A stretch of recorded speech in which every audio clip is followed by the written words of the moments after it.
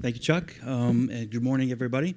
What I'd like to do is to briefly go over a description of CIMAGE-1, and then talk a little bit about what we consider our major accomplishments.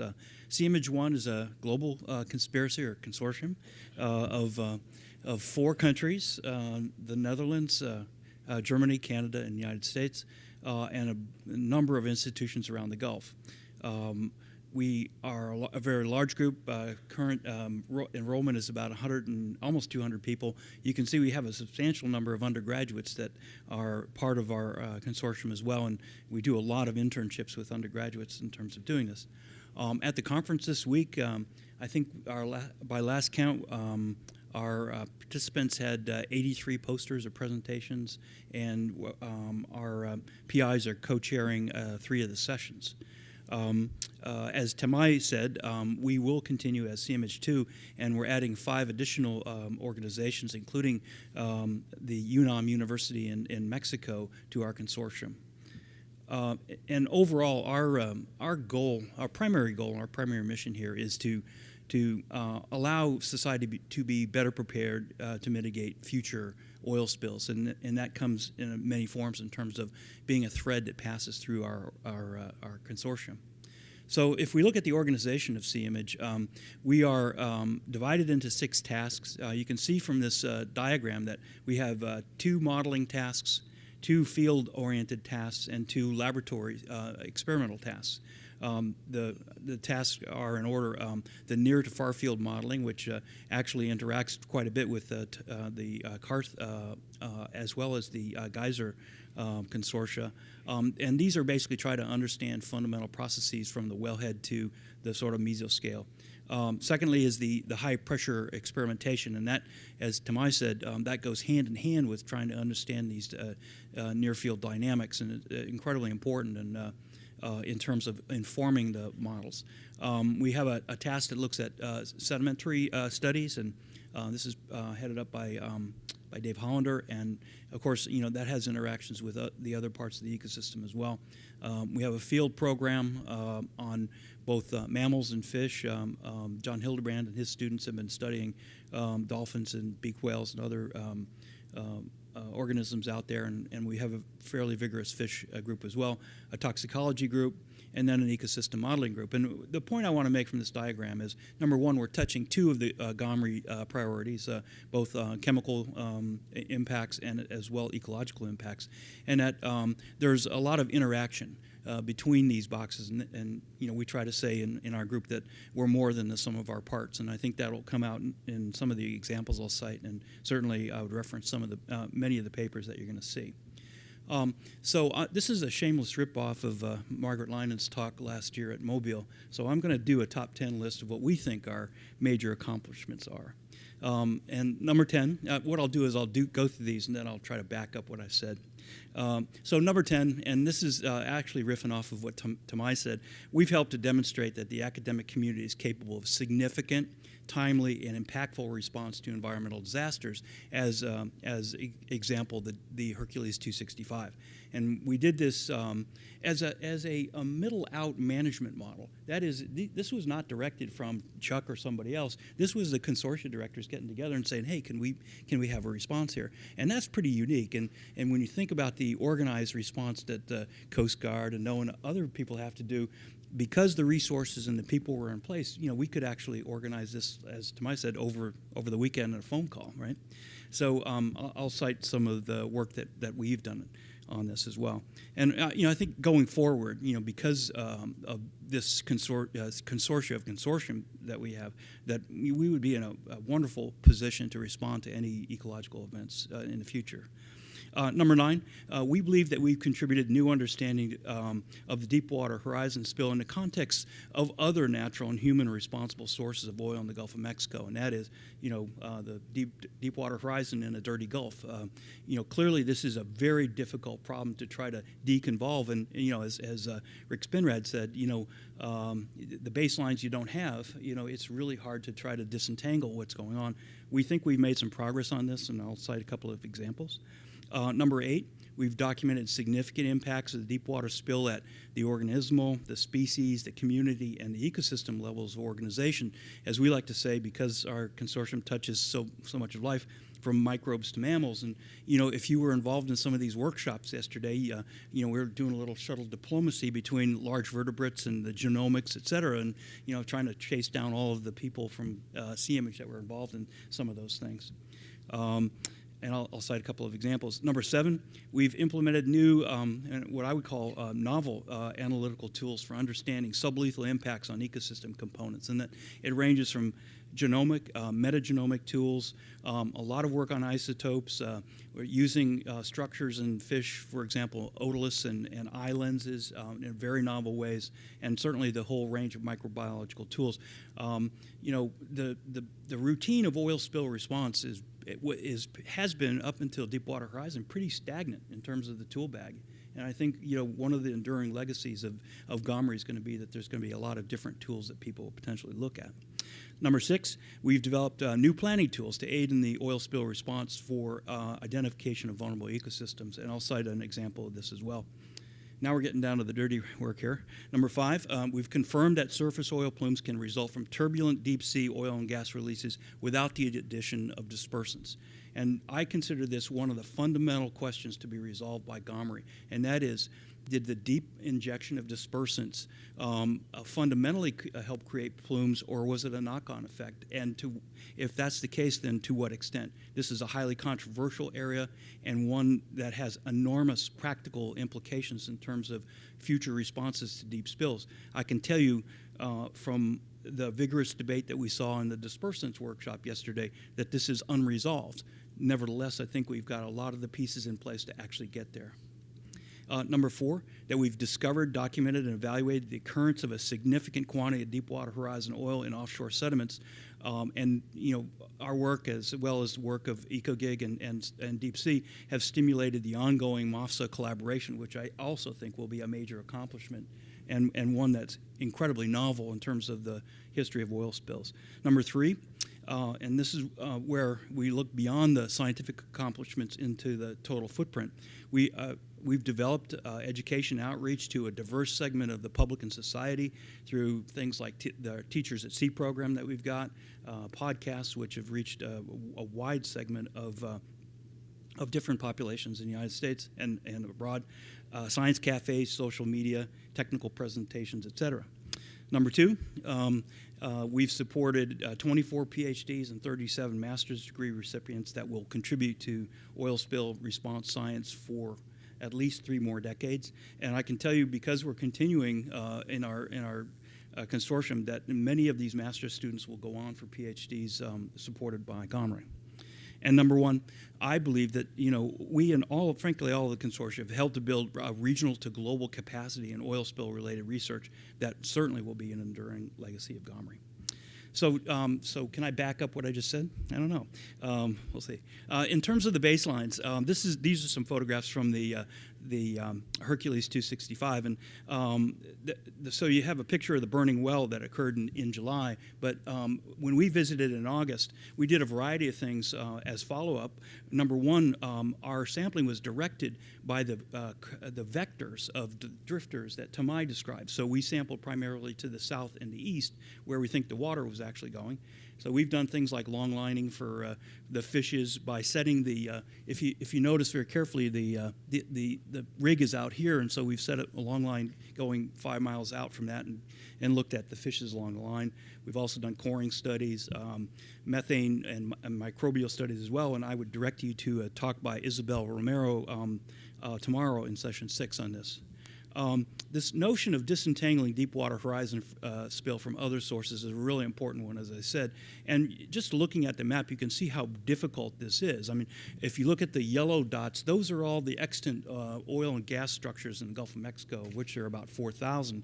And the green dots represent Ian McDonald's work of where natural seeps are. And then the gray cloud is Deepwater Horizon. So you can see you've got this admixture of potential sources, and trying to sort this out in a meaningful way to understand what Deepwater Horizon was contributing represents an ongoing challenge not only to us but to NERDA as well, right? So some of the evidence that we have, for example, if you look at the graphic on the left, this is a comparison of the PAH and alkylated homolog composition of the source oil that Chris Reddy and his colleagues put together.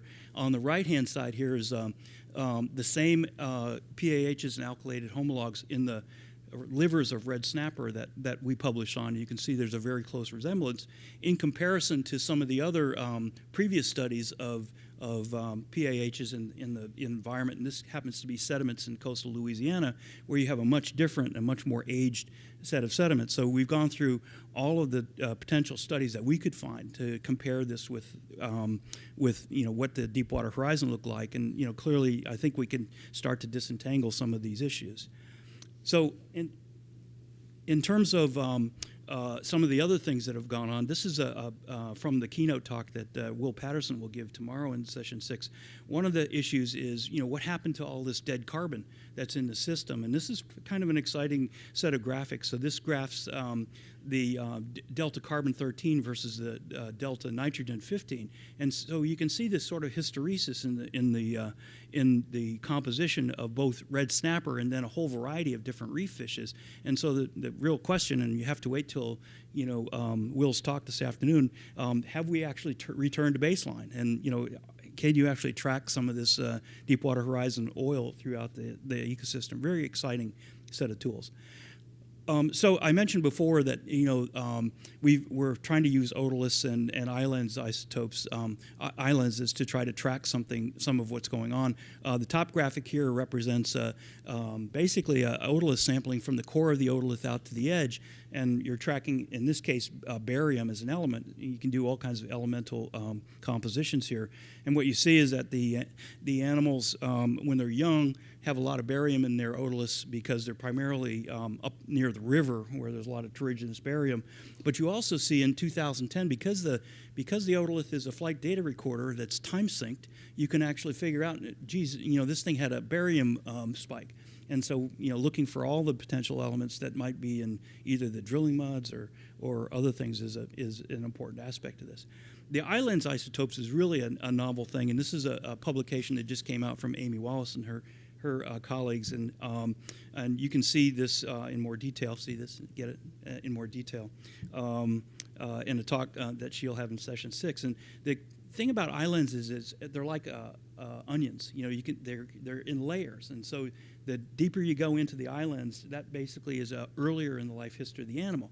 And the nice thing is unlike otoliths, you can actually track things like nitrogen composition in these tissues, and so you, in a sense, get a recorder of that as well. So I talked a little bit about the development of new planning tools. One of the sets of data that we have access to is the CMAP data that NOAA collects along with the states from 1982 to present. So what we've done is to overlay the surface expression of the oil spill with the historical CMAP data set. And so, for example, in this inset, you can see the fraction of different populations' larval production that were within the oil spill footprint during the period of time when the oil was there. And so speckled trout was high and some of the other ones are lower. And we've continued this on to basically put together a planning model. So this represents 2 hypothetical oil spills at the same time for the same duration, one in the western Gulf of Mexico off Houston, basically, and then one in the eastern Gulf of Mexico off Tampa. And if you want to see what those results are, and they're very exciting, I suggest you go see Emily Chancellor's talk. So I said before that one of the major things that we want to do is to try to understand the interaction between far field modeling and the micro processes that are going on in the near field.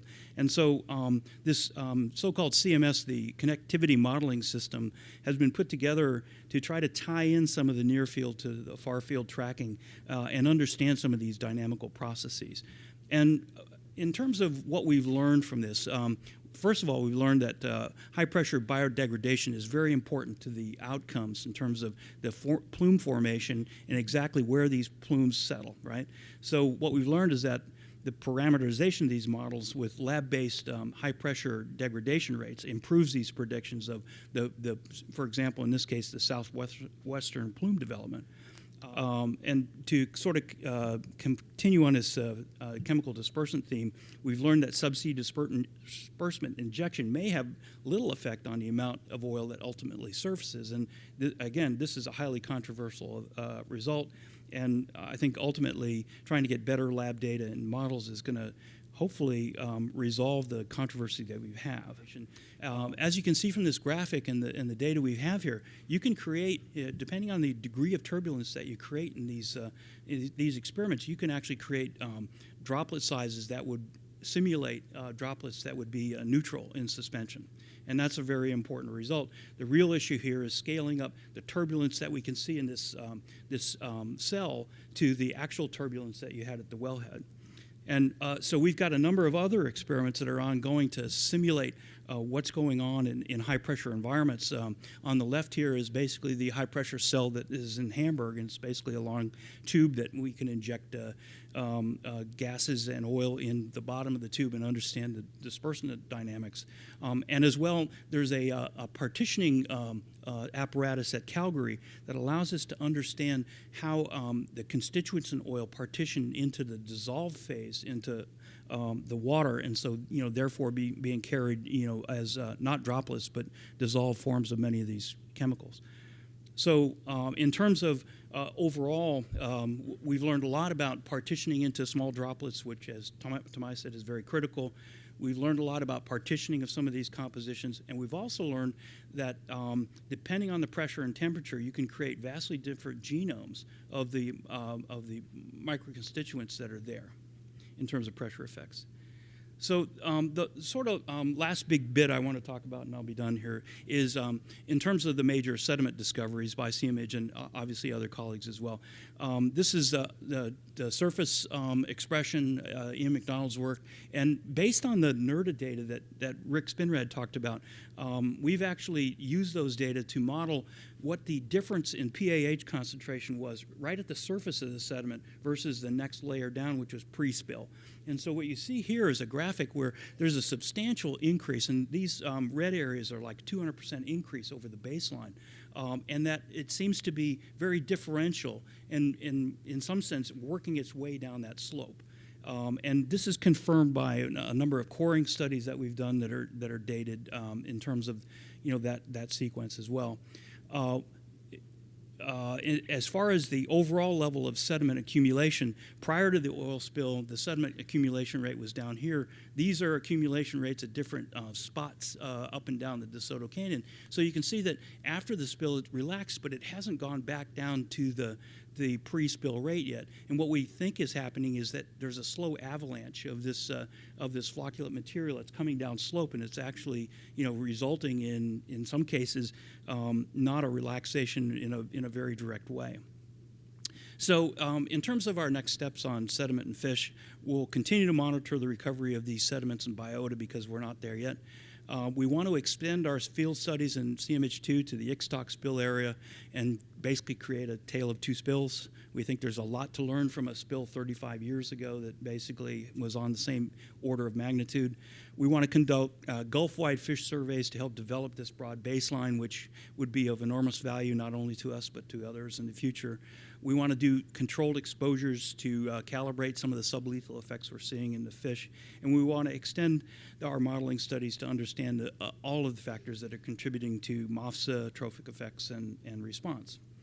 So with that, I want to say that I want to emphasize that research innovation is one of our keystones, and we think it's transformational. And lastly, I'd like to thank the board for the faith that they've had in CMIH, and we very much appreciate it. Thank you.